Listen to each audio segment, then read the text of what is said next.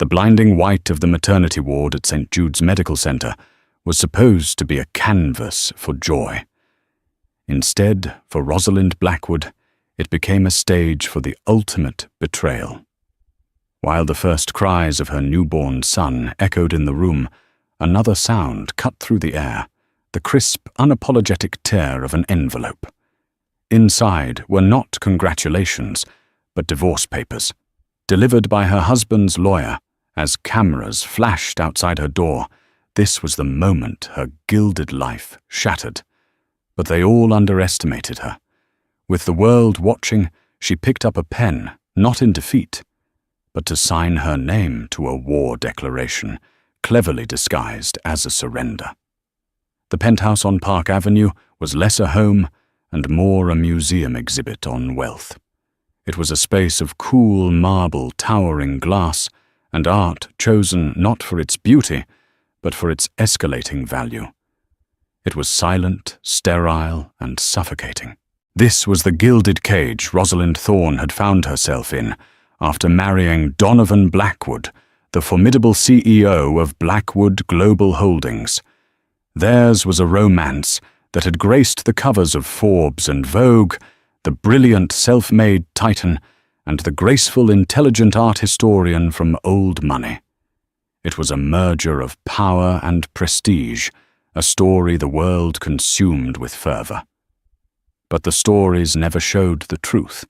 They never showed the evenings Rosalind spent alone, staring out at the glittering, indifferent skyline of New York City, while Donovan was closing a deal in Tokyo or orchestrating a hostile takeover in London.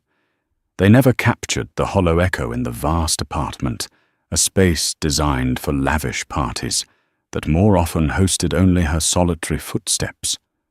Donovan didn't want a wife. He wanted an asset, an elegant, well-spoken accessory who looked perfect on his arm at galas and could charm the wives of the board members.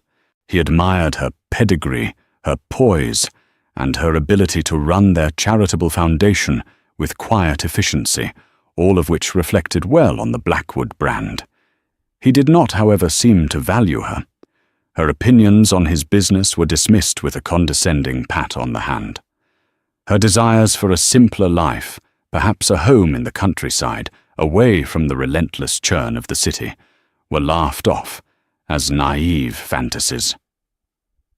"The empire doesn't sleep, Rosie," he would say, his grey eyes already drifting back to the stock tickers glowing on his phone. And neither do I. Rosalind had come from a world of quiet wealth, where legacy was measured in generations, not quarterly earnings. Her father, a revered constitutional law professor, had warned her about Donovan. "He's a predator. Rosalind," he had said, his voice laced with a rare note of concern. "Men like that don't build empires. They conquer them, and they burn everything in their path to do it." She had dismissed it as the overprotective worrying of a father seeing his only daughter marry a man so different from himself. She had believed in the Donovan she saw in the beginning, the one who quoted poetry, who remembered her favorite flower, who seemed to see her not just the Thorne family name. That man had vanished almost the moment the wedding rings were slipped on their fingers. He was replaced by the CEO, a man who moved through the world with a chilling sense of purpose, a man for whom everything and everyone was a transaction. The pregnancy had been a surprise, a welcome one for Rosalind, who yearned for a human connection, for a love that wasn't conditional on a rising stock price. She had hoped it would change him, soften the steel that seemed to encase his heart. For a brief time, it seemed to. He was attentive, almost gentle. He placed a hand on her growing belly, a flicker of something unreadable in his eyes. A son. He'd declared, not asked, an heir for the Blackwood dynasty. Her heart had sunk. It wasn't about a child. It was about succession. It was about legacy, his legacy. The baby was just another piece on his corporate chessboard. As the months wore on, even that fleeting attentiveness faded. He became more distant than ever, consumed by the biggest deal of his career, the acquisition of their primary competitor, Vance Industries, run by the shrewd and equally ambitious Gideon Vance. It was a ruthless, bloody battle fought in boardrooms and through press leaks. Donovan was obsessed, working around the clock, his moods swinging violently with the day's market fluctuations. Rosalind's pregnancy became an inconvenience, a distraction from his corporate war. He missed obstetrician appointments. He forgot to come home for dinner on the rare nights he was even in the country. The last conversation they had before she went into labor was an argument. She had found a draft of a press release on his desk, one that detailed the restructuring of Vance Industries post-acquisition. It outlined plans to dissolve the company's charitable wing, a project Gideon Vance's late wife had founded. "You can't do this, Donovan," she'd pleaded. "It funds community centers' arts programs for underprivileged children." He had snatched the papers from her hand, his face a mask of cold fury. "It's a liability, a drain on resources. Sentimentality has no place in a balance sheet. You run your little foundation, Rosalind, and let me run my empire. You don't understand the pressures I'm under." "I understand human decency," she had shot back, her voice trembling. "Decency doesn't get you a controlling interest in a $500 billion market." He'd sneered, turning to leave. "Stay in your lane." That was 2 days ago. 2 days of crushing silence. Now, as the first sharp, undeniable contraction seized her body, she was utterly alone in the cavernous penthouse. She clutched the cool marble of the kitchen island, her breath catching in her throat. She looked at her phone. No missed calls, no texts, just an automated alert from a financial news app. Blackwood Global on the verge of historic Vance Industries takeover. Final vote imminent. She knew with a certainty that chilled her to the bone that he would not be there.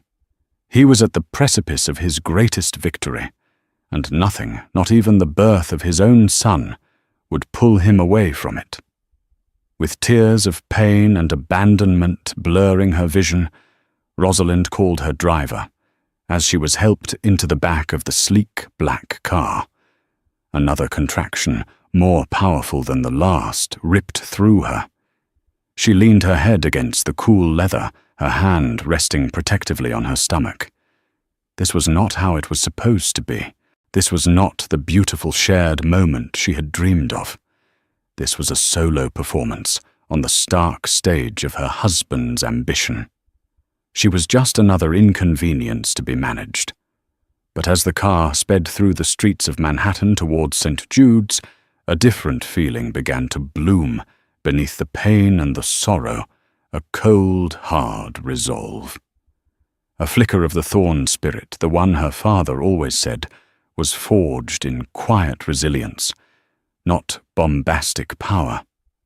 She had been a sleeping partner in this marriage for too long, and she was about to wake up. The maternity ward at St. Jude's was an island of frantic calm. Nurses with kind eyes and firm hands moved with practiced efficiency, their soft-soled shoes squeaking on the polished floors. They spoke to Rosalind in soothing tones, monitoring her vitals, coaching her through the escalating waves of pain. But their kindness couldn't fill the cavernous absence beside her. The space where a husband should have been, holding her hand, whispering words of encouragement, was empty. Her private suite, the finest the hospital offered, felt as lonely as her penthouse. It was a large, tastefully decorated room with a view of the East River, a courtesy extended to one of the hospital's most generous benefactors. The Blackwood name opened every door, but it couldn't conjure the one person she needed. Hours blurred into a grueling rhythm of pain and exhaustion. She had tried to reach Donovan. Her first call went to his voicemail. The second was answered by his curt assistant, who informed her that Mr. Blackwood is in a critical, uninterruptible meeting. "Tell him I'm at the hospital." Rosalind had gasped, her knuckles white as she gripped the phone. "Tell him I'm in labor." "I will pass along the message. When there is an opportune moment," Mrs. Blackwood, the assistant, had replied, her voice devoid of any human warmth. An opportune moment. As if the birth of his child was something to be penciled in between a conference call and a market analysis. That was the last she tried. The rejection was a physical blow as sharp as any contraction. Humiliation warred with a primal maternal fury. Her child would not come into this world feeling unwanted. She would be enough. She had to be. The first sign that her private medical event was about to become a public spectacle was a subtle shift in the hospital's atmosphere. The nurses started murmuring to each other in the hallway. A stern-faced hospital administrator appeared, his brow furrowed with concern. "Mrs. Blackwood," he began, "it seems the press has been alerted to your situation. There's a crowd forming at the main entrance." Rosalind's blood ran cold. Who would leak this? And then she knew. It was a classic Donovan Blackwood move. He couldn't control the narrative of his absence, so he would create a different one. The beleaguered CEO, so dedicated to his company and shareholders that he was forced to miss the birth of his heir for a once-in-a-lifetime deal. It was a story of sacrifice, of a titan's difficult choice.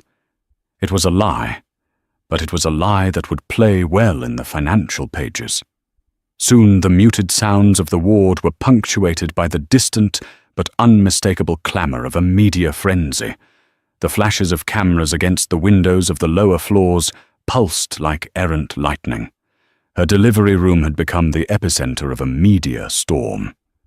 Just as the doctor announced it was time to push, a different kind of visitor arrived. A man in a flawlessly tailored somber grey suit stepped into the room, flanked by a hospital security guard. He had a severe face, thin lips, and the cold, detached eyes of a man who dealt in facts, not feelings. It was Arthur Finch Donovan's chief legal counsel, a man Rosalind had only met at formal events. He carried a sleek leather briefcase. "Arthur," Rosalind breathed, bewildered. "What are you doing here? Is it Donovan? Is something wrong?" The nurses exchanged scandalized looks, and the doctor cleared his throat pointedly. "Sir, this is a delivery room. It is not an appropriate time for visitors." Arthur Finch paid him no mind. He looked directly at Rosalind, his expression unreadable. "My apologies for the intrusion, Mrs. Blackwood. I am here on direct and urgent instruction from my client." He placed the briefcase on a small table, the clicks of the latches echoing unnervingly in the tense room. "Donovan sends his regards." "His regards?" She repeated the words, tasting like ash. A particularly vicious contraction seized her, and she cried out, arching her back. Finch waited impassively for the wave of pain to subside. He showed no empathy, no discomfort. He was merely a courier delivering a package. When she could focus again, he opened the briefcase and slid a thick sheaf of documents out. The top page was stark, the bold black letters screaming at her from across the room. Petition for dissolution of marriage. The air was sucked from the room. The beeping of the heart monitor seemed to grow louder, a frantic counterpoint to the sudden, deathly silence. A nurse gasped. "Divorce papers," Rosalind whispered the sound, a ragged, broken thing. "He's serving me with divorce papers now. My instructions are to have you sign these immediately." Finch stated his voice, as flat and grey as his suit. He produced a gold-plated fountain pen. "There is a generous settlement outlined within. Mr. Blackwood felt it was best to handle this with expediency, to avoid a prolonged and public unpleasantness." Expediency? Unpleasantness.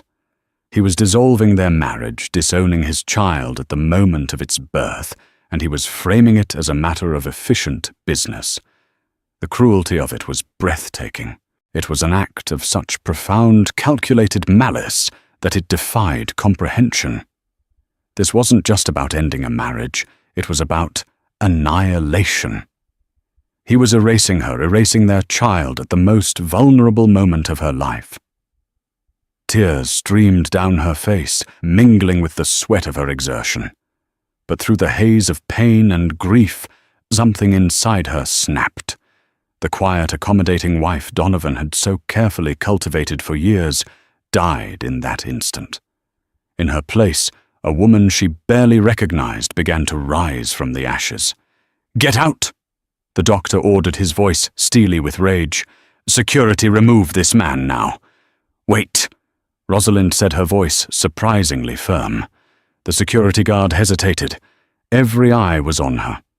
She locked gaze with Arthur Finch, the man who had just delivered the death warrant for her old life. "Leave the papers," she commanded, "and the pen." Finch, for the first time, looked momentarily surprised.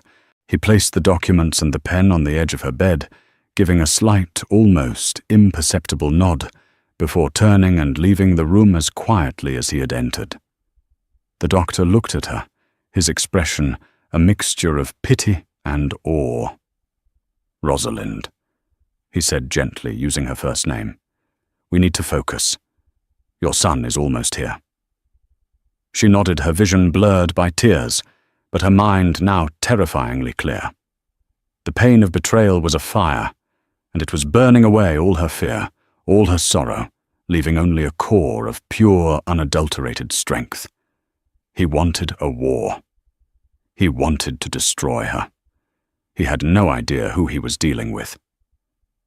With a guttural cry that was equal parts agony and defiance, she began to push. Her son would not be born into a world of defeat. He would be born into a world where his mother was a fighter. The first cry of Theodore Thorne. Blackwood cut through the tension in the room like a clarion call.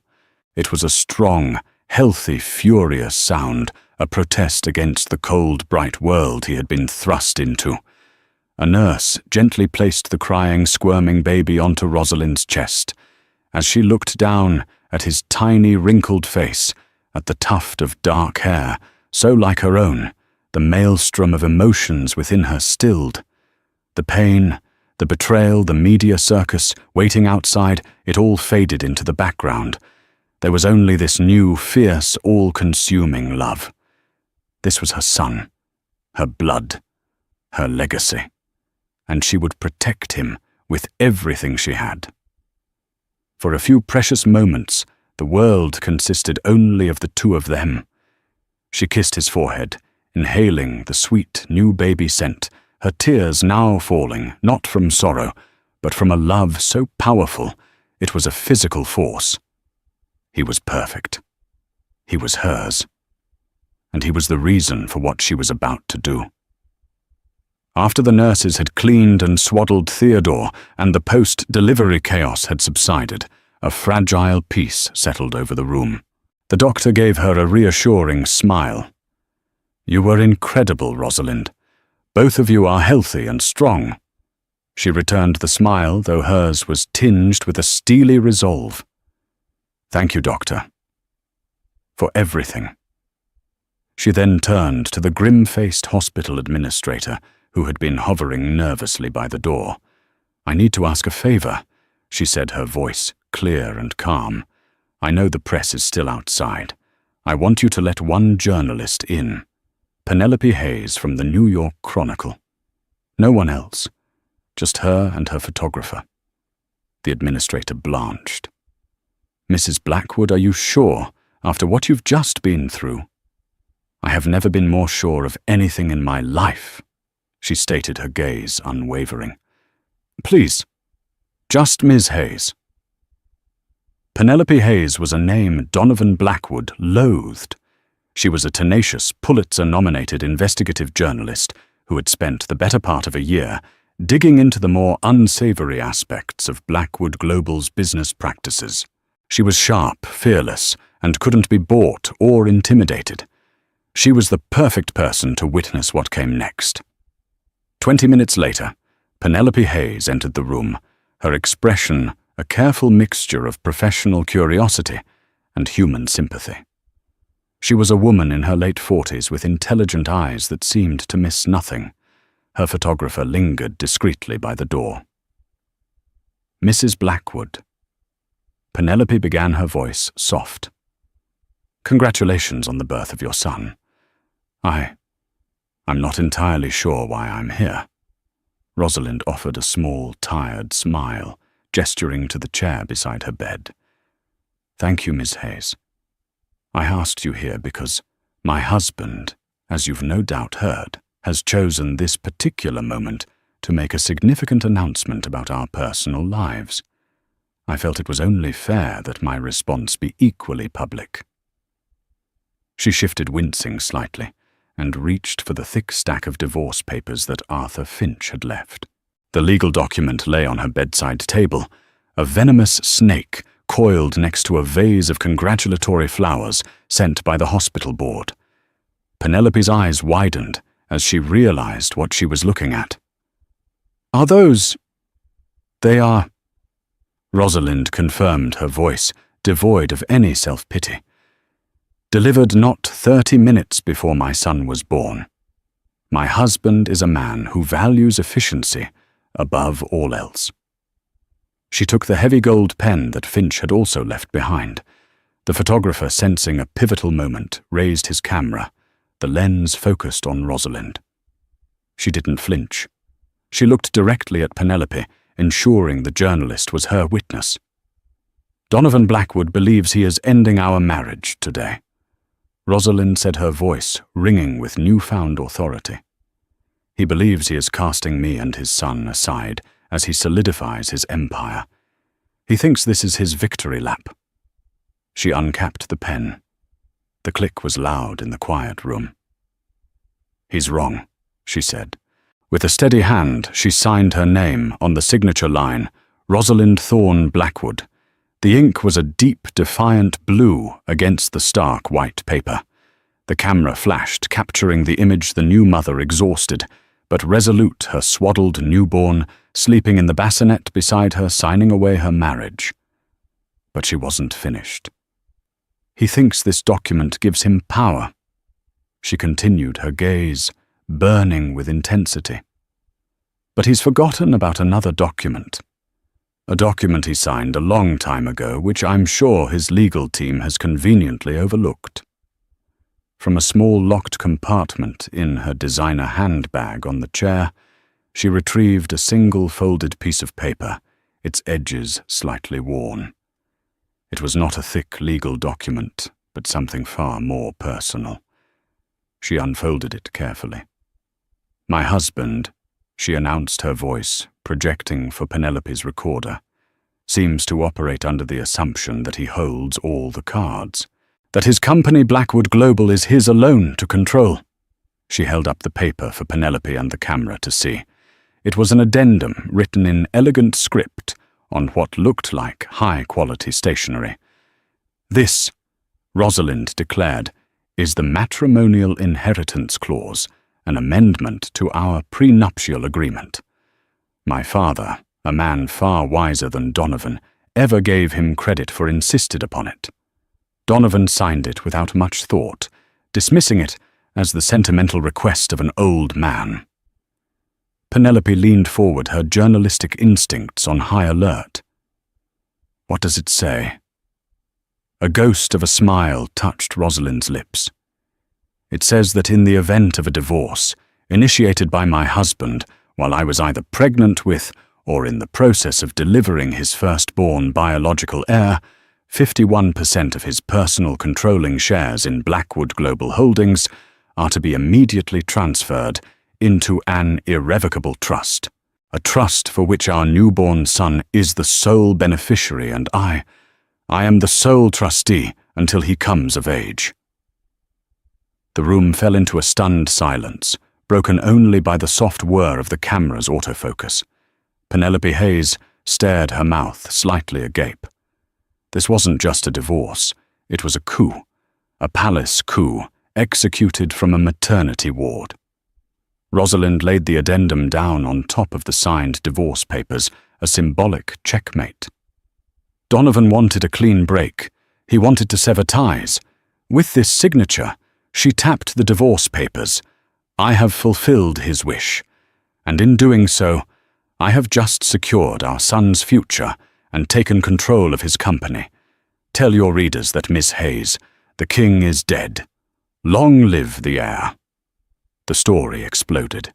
Penelope Hayes's article, published under the headline, "The CEO's Delivery Room, Divorce Blackwood Betrays, Wife Loses Empire," went viral within an hour. The image of Rosalind, pale and exhausted, but with a fire in her eyes, signing the papers with her newborn son nearby, was plastered across every news site and television screen.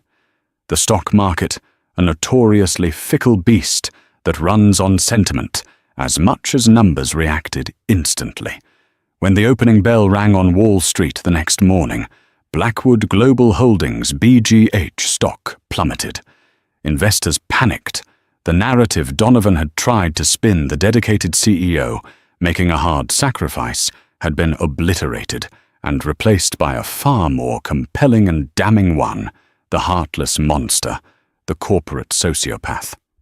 Donovan, fresh off his triumphant acquisition of Vance Industries, found himself in a war room of a very different kind. Instead of celebrating his victory, he was huddled with a team of frantic lawyers, including a shell-shocked Arthur Finch in the BGH boardroom on the 80th floor. "What the hell is the matrimonial inheritance clause?" Donovan roared, slamming his fist on the polished mahogany table. "Why wasn't I alerted to this? Why did you let me sign it?" Arthur Finch, his usual composure shattered, shuffled through a copy of the prenuptial agreement, his face ashen. We flagged it at the time, Donovan. We advised against it. You said it was non-negotiable to appease her father. You called it sentimental drivel and told me to just make it happen. You were more concerned with the clauses protecting your premarital assets. Donovan's memory flashed back to the signing 5 years ago. He remembered Rosalind's father, Professor Alaric Thorne, a man with gentle eyes and a will of iron. The professor had presented the addendum, handwritten on his personal stationery, not as a legal demand, but as a family tradition. He'd spoken of protecting the lineage, ensuring the firstborn was always provided, for framing it in the archaic language of old money and honor. Donovan, eager to finalize the merger of his ambition with the Thorne family's impeccable name, had seen it as a harmless eccentricity. He had barely skimmed the carefully worded text, blinded by his own arrogance. He'd seen Professor Thorne as a relic, an academic who knew nothing of the real world of corporate warfare. He had fatally underestimated him. The clause, which the media quickly dubbed the Thorne Clause, was a masterpiece of legal artistry. It was written not in dense legalese, but in clear, almost literary prose that made its intent undeniable. It was an emotional and legal trap designed to trigger only under the most specific and cruel of circumstances a decent man would never create. It presupposed a level of callousness that only a man like Donovan would be capable of, and it used that very callousness as the mechanism for his downfall. The wording was airtight. By initiating the divorce while she was in labor, he had fulfilled the activation criteria perfectly. His own signature on both the prenup and the divorce petition had sprung the trap. The clause was diabolically brilliant. It didn't just transfer the shares, it put them into an irrevocable trust. This meant Donovan couldn't sue Rosalind to get them back. He couldn't pressure her, buy her out, or intimidate her. The shares no longer belonged to either of them. They belonged to Theodore Thorne Blackwood, an infant, and Rosalind, as sole trustee, had complete and total voting power over those shares until their son turned 25. 51%. It was a controlling interest. She didn't just have a seat at the table, she owned the table, back in her hospital room, which was now guarded by a new security detail, loyal only to her Rosalind, was fielding calls. Not from Donovan, he hadn't dared to contact her directly, but from her own legal team, a firm she had quietly retained months ago in anticipation of a potential battle. She was also speaking to her father. "He thought he was playing chess, Dad," she said into the phone, her voice steady as she rocked Theodore's bassinet with her foot. "He never realized you were the one who designed the board. I simply wrote a contract that rewarded virtue and punished its absence, my dear." Alaric Thorne's calm voice replied from the other end. "Donovan chose his move. I am only sorry that he forced you into a position where you had to enact the consequences. Are you all right?" "I'm better than all right," Rosalind said, a new strength resonating in her words. "I'm free, and I have a purpose." Her purpose was becoming clearer by the hour. Board members of BGH were calling their voices a mixture of panic and veiled congratulations. They were businessmen, and they understood power shifts. Donovan's moral failing was secondary to the fact that he had lost control of his own company through sheer hubris. They wanted to know her intentions. "My intention," she told the lead director, a man named Philip Crow, "is to protect the long-term stability and value of this company for its true owner, my son. The current leadership has demonstrated a level of recklessness that is not conducive to that goal. An emergency board meeting will be called." The message was clear. A new regime was coming. Her background wasn't just in art history. Her father had ensured she had a formidable education, including a dual degree in business ethics and finance. She understood balance sheets, as well as she understood Baroque art. Donovan had wanted her to stay in her lane. He never realized her lane was a 6-lane superhighway, and she was about to merge directly into his. She wasn't the trophy wife he had tried to mold. She was Alaric Thorne's daughter, and she had just been handed the keys to the kingdom. Donovan Blackwood didn't become a titan of industry by accepting defeat. He was a cornered predator, and that was when he was most dangerous. After the initial shock wore off, his fury coalesced into a strategy of total war. His first move was to contest the clause's validity in court, filing an emergency injunction to freeze the transfer of shares. His legal team, led by a humiliated Arthur Finch, argued that the Thorne clause was unconscionable, signed under duress, the duress of social pressure to marry, and a violation of public policy. They painted Rosalind as a vindictive schemer who had trapped him. Simultaneously, he launched a vicious smear campaign through media outlets friendly to him. Anonymous sources began leaking stories portraying Rosalind as an unstable gold digger, suggesting she had timed the pregnancy to coincide with the Vance Industries deal. They questioned her fitness as a mother and as a trustee, implying her actions were driven by emotional hysteria, not business acumen. It was a classic playbook. When you can't win on the facts, you attack the person. But Donovan made a critical error. He assumed he was fighting the same quiet, compliant woman he had married. He was not prepared for the lioness who had emerged from that hospital room. Rosalind refused to engage in a public mud-slinging contest. Her response was surgical, strategic, and devastatingly effective. Her first move was to hire a new PR firm, one run by a powerhouse woman known for crisis management. Her second move was to grant a single exclusive television interview, not to a fawning talk show host, but to a hard-hitting financial journalist known for her incisive questions. On-screen Rosalind was the epitome of grace under pressure. She appeared not as a victim, but as a composed, intelligent leader. She didn't speak of her heartbreak. She spoke of fiduciary duty. "My personal feelings regarding my husband's actions are irrelevant," she stated calmly, looking directly into the camera. "My role now is not that of a scorned wife, but as the trustee for the majority shareholder of Blackwood Global." My duty is to protect my son's inheritance from the reckless, impulsive, and ethically questionable leadership that has jeopardized the company's reputation and its stock value." When asked about Donovan's lawsuit, she smiled faintly.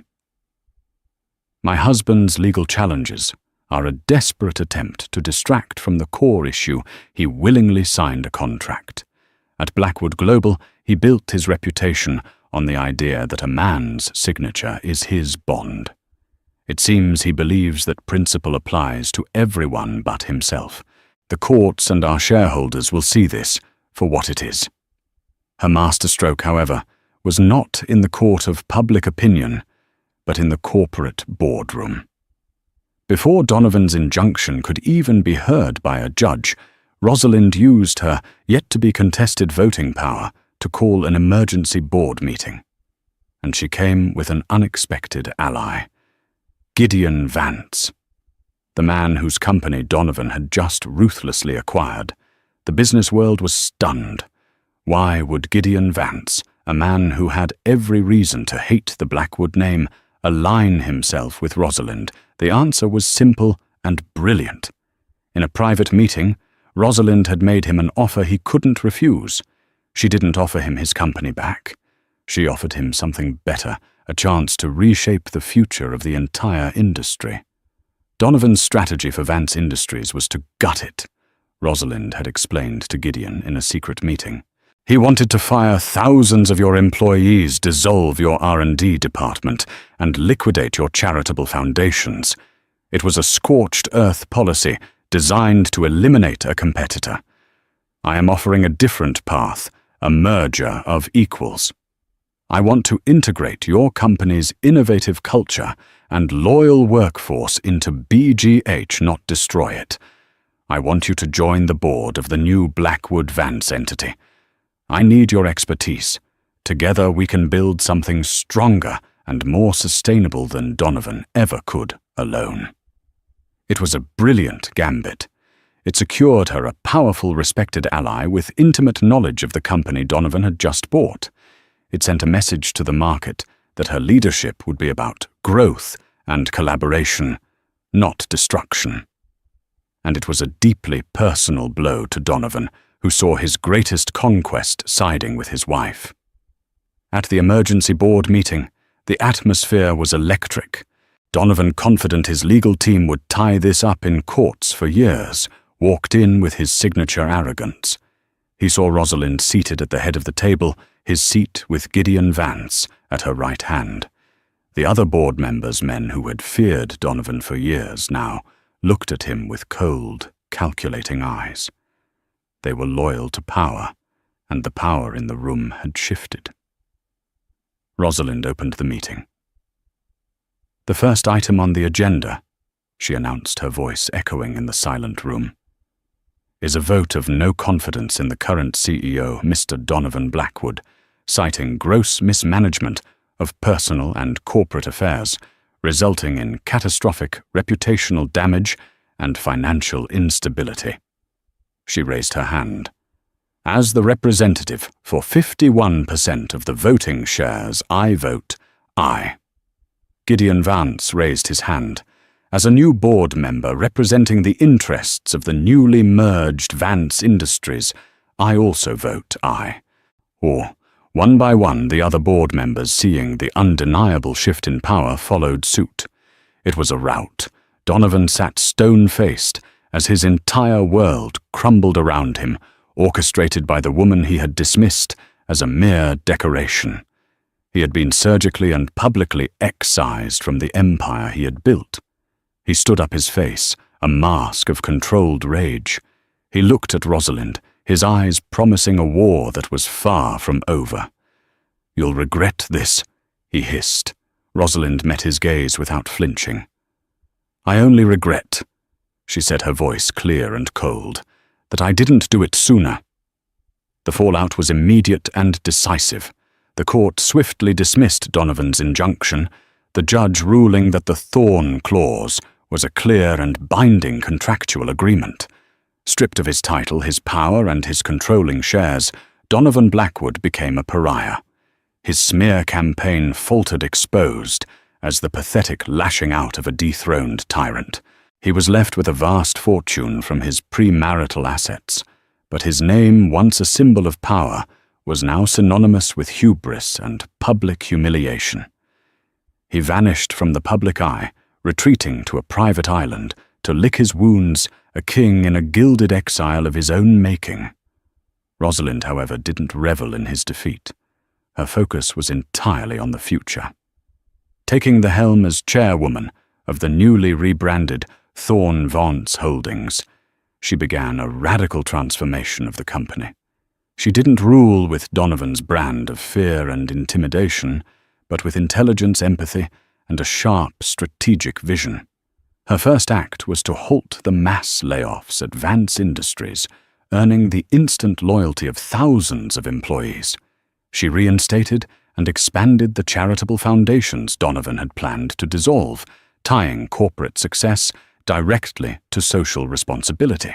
With Gideon Vance as her CEO, they invested heavily in sustainable technologies and ethical business practices, proving that profitability and decency were not mutually exclusive. The market, once panicked, responded with soaring confidence. Thorne Holdings became a model for a new kind of capitalism. Rosalind moved out of the cold Park Avenue penthouse and into a warm, light-filled brownstone, a true home where Theodore's laughter could echo in the halls. She balanced her demanding role as chairwoman with her even more important role as a mother, proving that a woman's strength was not a zero-sum game. She was building not just a corporate empire, but a legacy of integrity for her son. She was no longer Rosalind Blackwood, the CEO's wife. She was Rosalind Thorne, the woman who had turned the greatest betrayal of her life into a defining triumph, rewriting her story and the story of the company she now led with the stroke of a single defiant pen. 5 years. 5 years had passed since the storm. In that time, Rosalind Thorne had transformed from a symbol of defiance into a paragon of modern leadership. Thorne Holdings was more than just profitable. It was respected. It stood as a testament to the idea that a company's soul did not need to be sold for its stock to soar. The glass-walled headquarters in Midtown Manhattan, once a place of cold ambition, was now filled with a vibrant collaborative energy.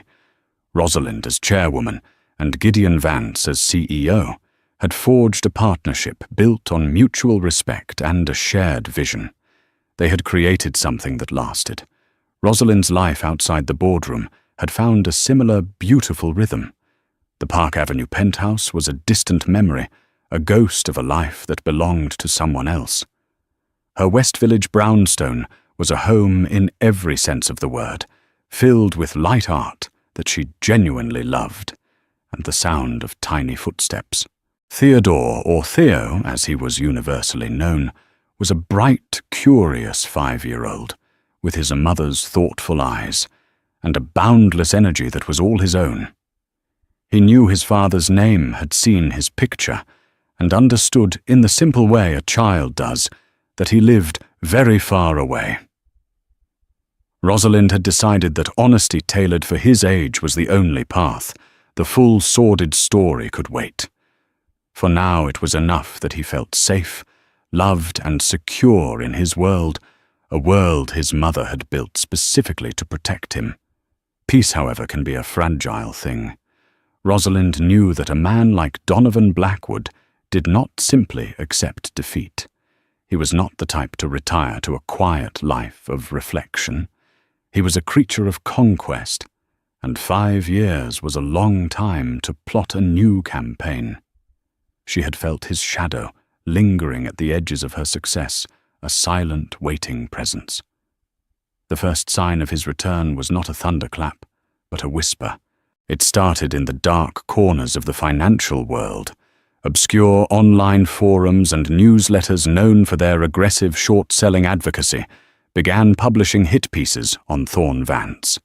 They were clever, filled with half-truths and insidious misinterpretations of their quarterly reports.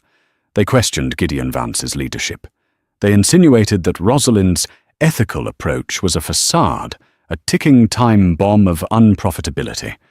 The attacks were anonymous, but they bore the unmistakable fingerprints of Donovan's style, surgical, relentless, and aimed at creating chaos and doubt. At first, the market dismissed it as noise, but the campaign was well-funded and persistent. The whispers grew louder. A respected, though notoriously cynical television analyst picked up the narrative, giving it a veneer of legitimacy. Thorne Vance's stock, which had enjoyed a steady 5-year climb, began to stutter. It was a subtle erosion, a death by 1,000 cuts. Rosalind and Gideon worked tirelessly to counteract the misinformation, hosting investor calls and increasing their corporate transparency. But it was like fighting a phantom. The source of the funding for the smear campaign was hidden behind a labyrinth of shell corporations and offshore accounts. "It's him," Gideon said one evening, as they reviewed yet another manufactured report in her office. The skyline of the city they now helped to shape glittered behind him. "This has all the hallmarks of a Donovan special. He's not trying for a knockout punch. He's trying to poison the well to make us look unstable and bleed us dry fighting ghosts." Rosalind stared out the window, her hand unconsciously twisting the simple gold locket she wore a gift from her father. It's not enough for him. Attacking the company is just the opening salvo. He's testing the defenses. The real attack will be personal. She was right. 2 weeks later, the other shoe dropped, and it landed with the force of a public bombshell. A courier arrived at the brownstone delivering a legal notice.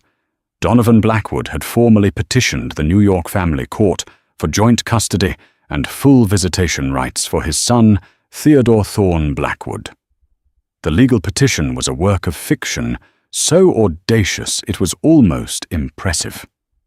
It painted Donovan as a repentant father, a man who had spent 5 years in quiet solitude, reflecting on his mistakes and overcoming the immense pressures that had led to his uncharacteristic behavior.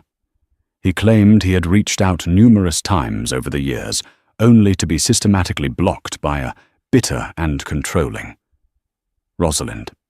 He wasn't the man who served divorce papers in a delivery room.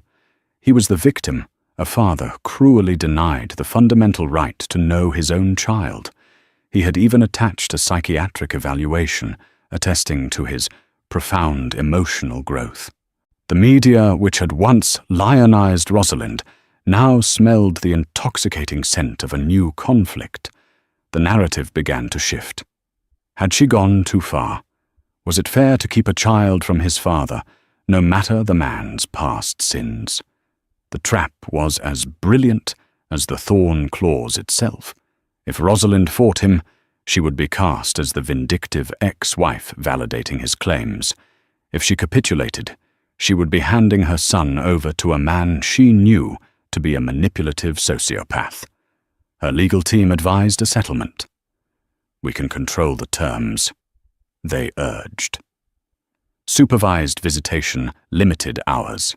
It's better than letting a judge decide. But Rosalind knew this wasn't about visitation. It wasn't about Theo. It was about access to the trust.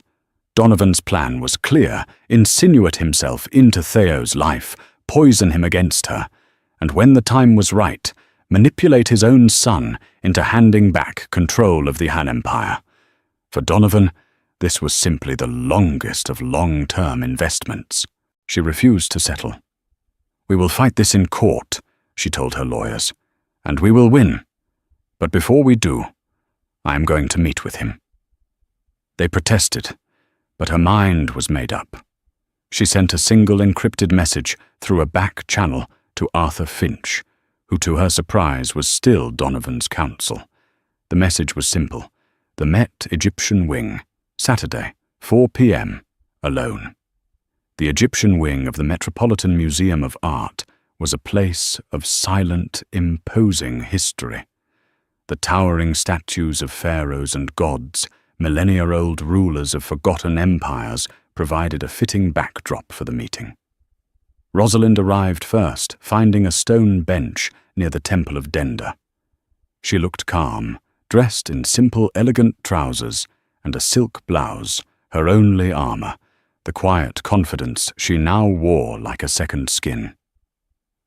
Donovan arrived precisely at 4. The 5 years had changed him, but not in the way his petition claimed. He was leaner, his face harder, the silver at his temples more pronounced. He looked not reformed, but honed, sharpened by years of resentment. He approached her not with the humility of a penitent, but with the coiled energy of a predator. "Rosalind," he said, his voice a low purr that once would have sent a shiver down her spine. Now it left her cold. "You look well. Power agrees with you." "It's not power, Donovan.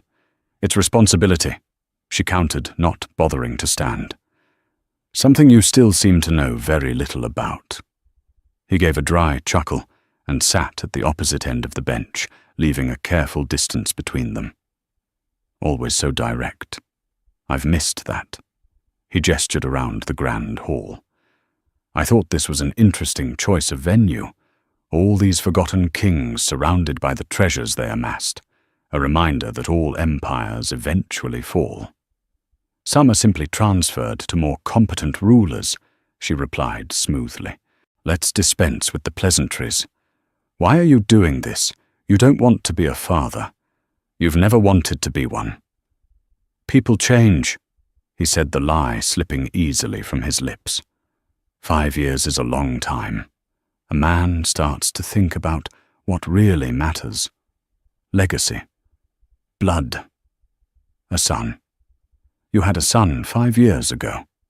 She shot back, her voice cutting through the quiet air. You had a chance to be a father, and you chose to send a lawyer with divorce papers instead. You don't care about Theo. You care about what he represents, 51%. He stared at her, the mask of the reformed man, slipping, revealing the cold, calculating fury beneath. "He is my son. My blood. He is a Blackwood. And you have spent 5 years turning him into a Thorne. That is an injustice I will not allow to stand. He is a happy, kind, and brilliant little boy who is growing up free of your poison," Rosalind said, her voice dropping to a fierce whisper. "You see him as a pawn, a tool to reclaim what you lost. I see him as my son, and I will burn down the world to protect him from you." Finally, the truth came out. His eyes narrowed. "You can't protect him forever. I will get visitation, and I will be a part of his life. I will teach him what it means to be a Blackwood. I will teach him about power, about winning. And one day he will understand who the strong one was and who the weak one was. He will choose me, and he will give me back what is mine." Rosalind stood up, looking down at the man who had become a stranger to her, a ghost haunting a life she had long since left behind. A wave of pity, cold and sharp, washed over her. He hadn't grown. He hadn't changed. He was still trapped in the same gilded cage of his own ambition, rattling the bars and screaming at a world that had moved on without him. "That's the difference between you and me, Donovan," she said, her voice filled not with anger, but with a profound, final finality. "You think winning is about taking things from other people. I've learned that it's about building things that last.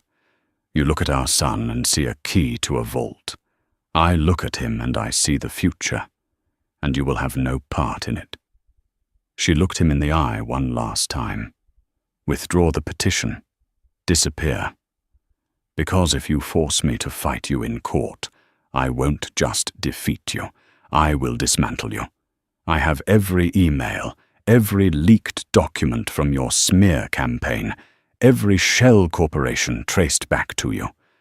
I will expose you so thoroughly that the only legacy you'll have left is a cautionary tale in a business school textbook. Your son will read about you one day, and he will be ashamed.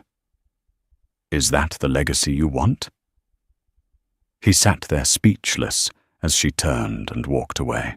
Her footsteps echoed on the stone floor, the sound of a queen leaving a fallen king to crumble among the ruins of his own forgotten empire.